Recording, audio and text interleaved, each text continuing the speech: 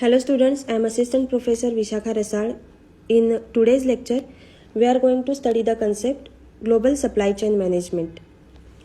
Global Supply Chain Management focuses on the global business and it applies on firms who are increasingly focused on both domestic and global markets. Globalization is defined as the interdependence of economies globally that results from the growing volume and variety of international transactions in goods, services, and capital, and also from the spread of new technology. Globalization and supply chain management influence each other. What this global supply chain is? There is discussion surrounding globalization and its effects on business, and there is no doubt that supply chain competitors are increasingly going head to head on a worldwide playing field. Competing in supply network that cross borders adds a set of problems when compared to doing business in one market where competitors play by the same rules, invoice and pay in the same currency, communicate in the same language, and pay roughly the same rates for labors, supplies, and raw materials. It is possible to overplay the novelty of the situation. It is now possible to place manufacturing outside one's home country if local cost and conditions indicate that such a move will be profitable. Assembly, of course, can be done many thousands of miles or kilometers and several borders away from the manufacturer of components to fit specifications of regional markets. Meanwhile, purchasing can compare the price for source materials around the globe, and goods can be shipped to warehouses anywhere using various combinations of vehicles owned and operated by transport specialists for whom the whole world is home. All these things are possible. Now we will study managing the global supply chain.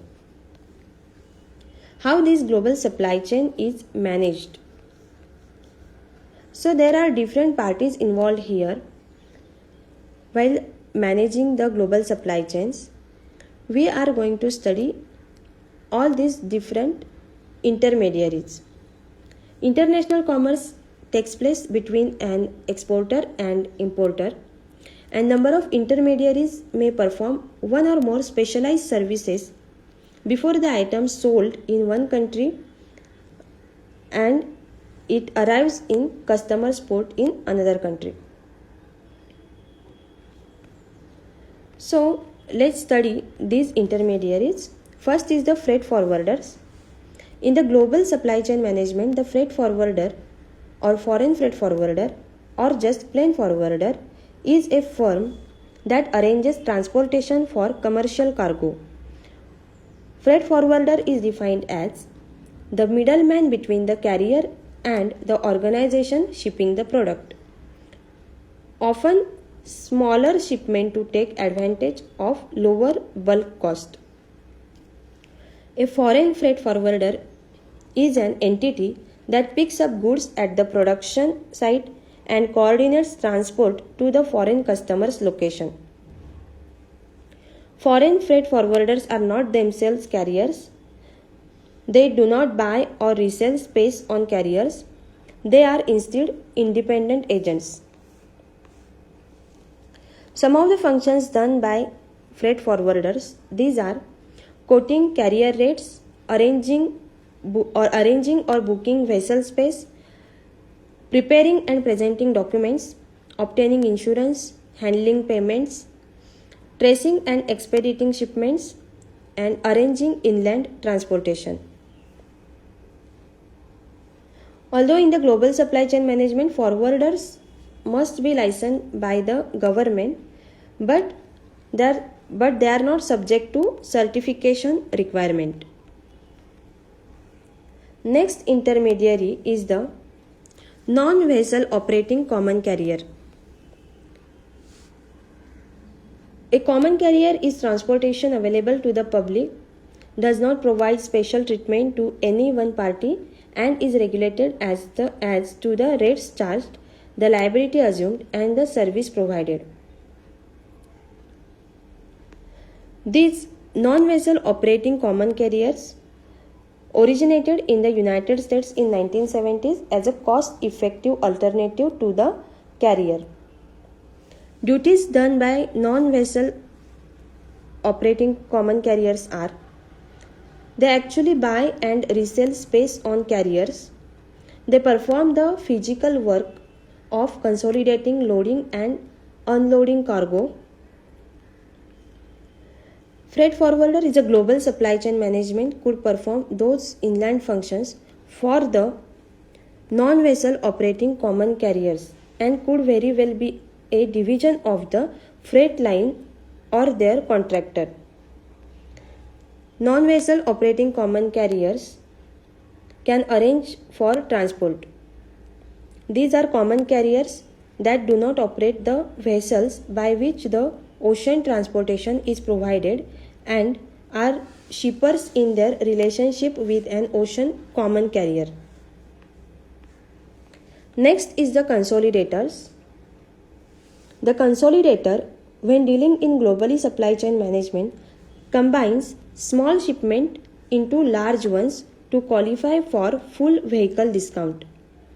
Generally, this service is provided to fill containers for intermodal shipment, such as turnarounds carrying cargo between an inland warehouse and a port.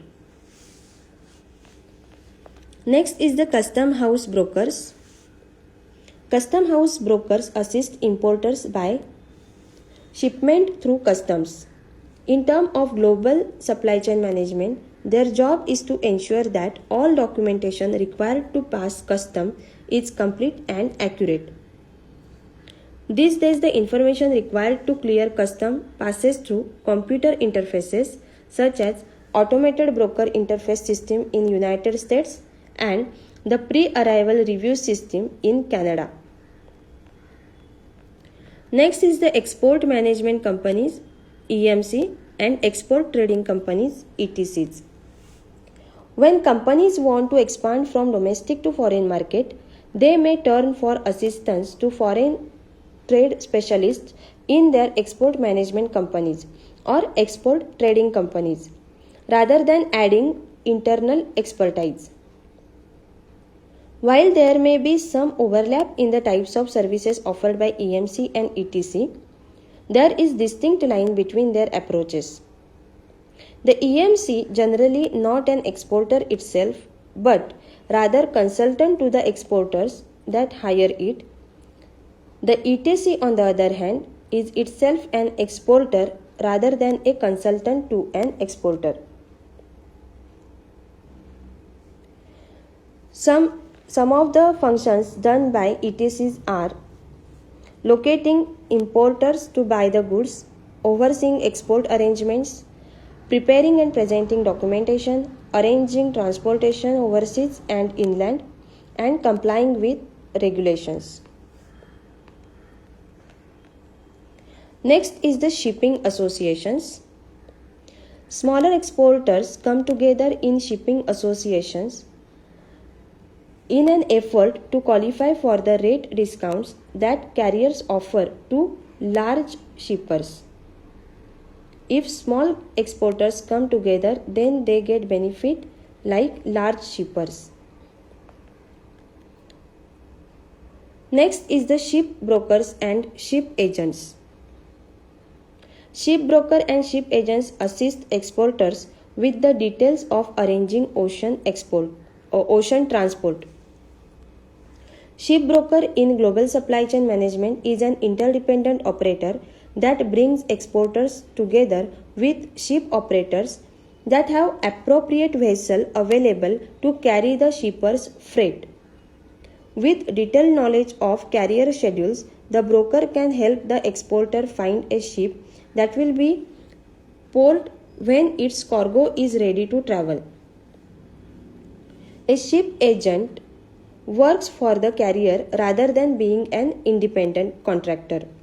When ship is headed for port, the ship agent arranges for its arrival and clearance.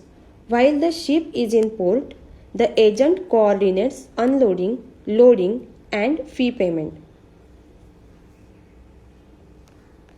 Next is the export packing companies.